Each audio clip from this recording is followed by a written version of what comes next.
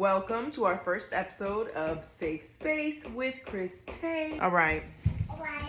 Sorry, my kid knocked down the camera. Yeah, there's gonna be all types of angles because at the end of the day, we're the real single moms. Hello. Hello there. Cheers. Okay, so for me, I feel like denial for me was very similar. Although I don't remember like too many conversations, I do just remember avoiding people to not have conversations. Kind of like what you just said a second ago, like being a hermit. Cause like he wouldn't come visit anymore, like during my pregnancy, and especially once I like said, you know, romantically, I don't feel like this is real, and I'm not really dealing with it. I feel like he washed his hands of us completely, and I was just like, wow, this is embarrassing. Ha ha ha! Cause my child's father is also from another state. So like I'm gonna be real. Like one thing that was in my mind a lot was I was like, he don't even know who I am. I was like, I am not supposed to be a baby. Do you know who I am? You know, it's like, ew. Like, I was so, like, that's, my denial reached that far even too, because I was like, no, I'm the shit. Like, there's no way this is happening to me. There's no way. No, I was like, there's no way that, no, not me. Me? No. I intentionally told myself I was going to drag it out until he was born, because it was like, pregnancy changes everything for a woman the day she finds out. Yep. Everything, the day she finds out, your body is changing physically, like everything changes psychologically. Yep. Things, in my experience and what I've seen, don't really change for the father until that baby is born.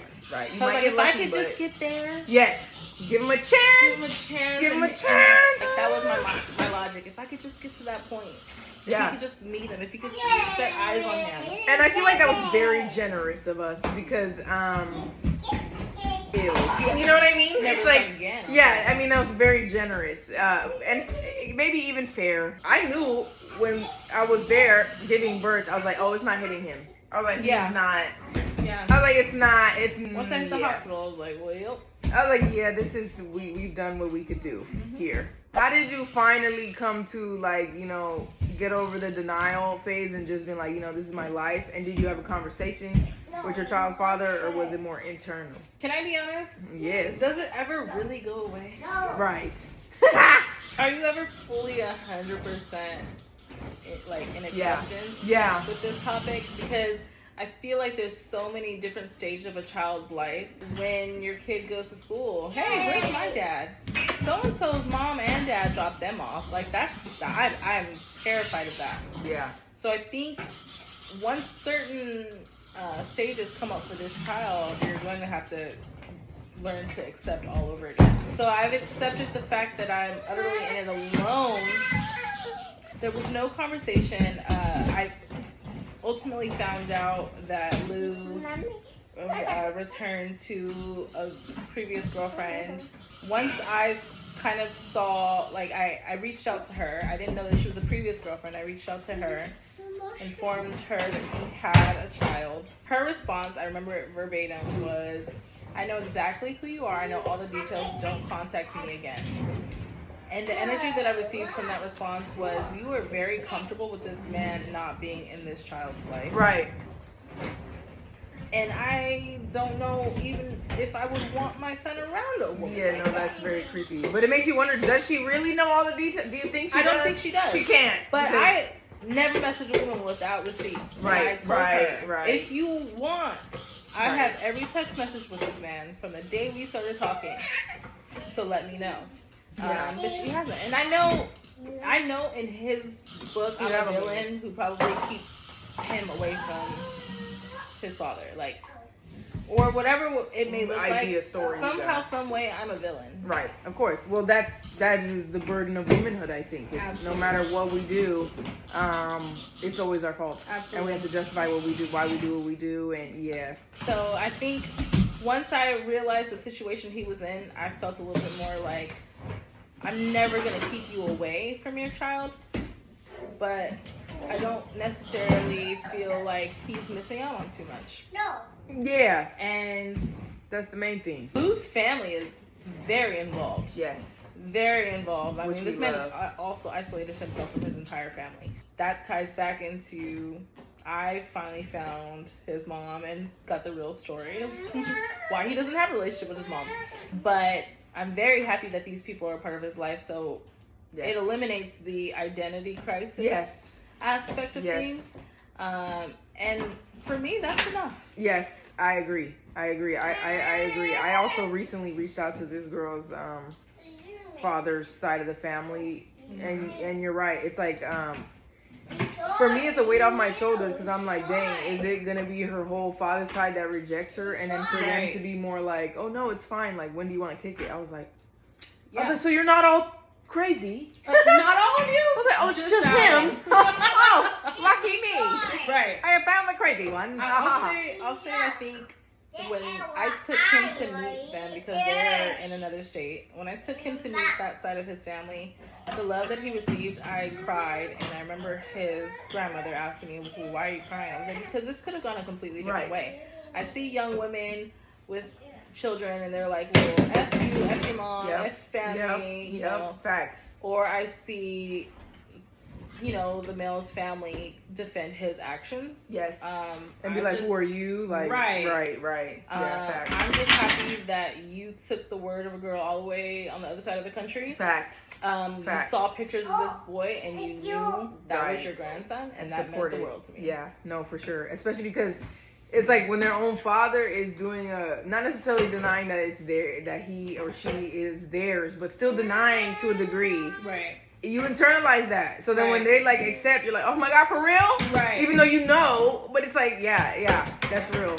That's real. For me, I agree with you in terms of like things have gone in parts. I've accepted the phases as they've come. Like for example, like I used to put her in swimming class, and it was like so hard for me at first because like sometimes my mom would come help me, but usually it would be me going in there with her and then trying to bathe her after. What'd you say? What'd you want? What you want? A juice? You want juice? No. You want some snack? No. I want to eat food. I used to take her to swimming, and it was really challenging for me because, you know, most of the parents there, it was like two parents, right? So one parent would swim and the other one would like clean up after. And it's like I had to do everything. And it was like I used to be so pissed every week, pissed. But then eventually I'll get to the point of acceptance, like, you know, like if you want her to swim, this is how it's gonna be. You know what I'm saying? So I feel like I've gone through every, like you said, like all through all the phases, like realizing there's another one coming. And I've just kind of been accepting as they come along and understanding that new things are gonna come and they're gonna stress me out. Like you said, when she goes to school and how come these people have these people and I don't, you know? And you're right. It's like, do we ever 100% accept? No. But what I have 100% accepted is like, it's okay. It's okay. Like it is what it is type shit. Like the denial is not helpful. I've accepted that, you know what I mean? Yeah. It's like it's better to just live in what it actually is and then learn how to navigate it. Any closing thoughts, closing ideas, any, you know, cherry on tops? I think what you just said is just, it's okay. Like, that's key to it all. I think coming to the realization, one of them pooped. I think coming to the realization that one of them has in fact pooped. Yes, we do come to those realizations often. It smells. Coming to the realization that we can't put too much of our energy focusing on the people who choose not to be in our kids' life, and really putting emphasis on the people who are. Like you said, I do have male figures in my life, and I think a lot of people put a lot of importance on who they choose as their kid's godmother. Godfather was way more important for me than godmom. Yeah. Like that role, making sure like he sees the men I hold dear to me, that I don't mind him growing up to be like. Right. And that's all the control I have over. Yeah. You know what I commend you to is like that you, and we haven't even gotten into none of that, but like despite your personal experiences, you've been able to still embrace male figures that are helpful to you, because I'm not gonna lie, I don't feel like I have. Like my traumas, I'm like, yeah, none of y'all, and that's not accurate. You know what I mean? Like I do know some stand-up men, but I would never mention them because of how deep my shit goes. Yeah. So I commend you for that. That's real, and being able to share it with him, right? Yeah. Because that's where I'm finding I need to do work with myself, because this girl's gonna need it too. And it's like, if I'm closed off to it, how can she receive, and experience, that's real. We're doing the absolute best that we can with the cards that we're dealt. Absolutely. I know I am, girl, yeah, we are, I think we are. I think despite everything and the esteem issues that we've had in our life, one thing that no one can ever take from us is the fact that we are great moms. Yes. And we do our part, and then some. And then some. And some extra shit. Absolutely. Right. So, cheers to us. Cheers! Episode 1 wrapped. Over.